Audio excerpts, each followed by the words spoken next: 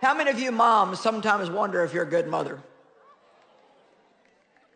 Have I even got a few here maybe who just really, that's been a real issue for you? You know, am I a good mother? Okay, I'm gonna read you something. Mom and Dad were watching TV when Mom said, "I'm tired and it's getting late and I think I'll go to bed."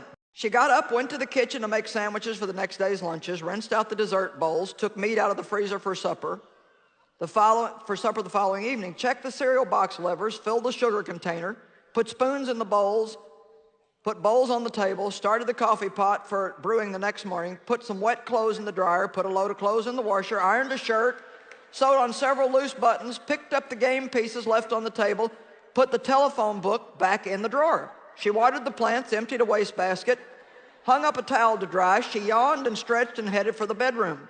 She stopped by the desk, wrote a note to the teacher, counted out some cash for a school outing, pulled out a textbook from under the chair, signed a birthday card for a friend, addressed and stamped the envelope, wrote a quick list for the supermarket the next day. She went and put both of those in her purse. Mom then creamed her face, put on moisturizer, brushed and flossed her teeth, trimmed her nails. Hubby called. "I thought you were going to bed." "I'm on my way," she said.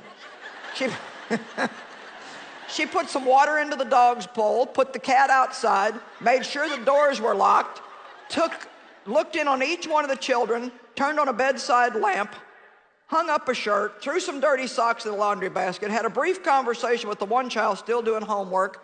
In her own room, she set the alarm, laid out clothing for the next day, straightened up the shoe rack, added 3 things to her to-do list for the next day.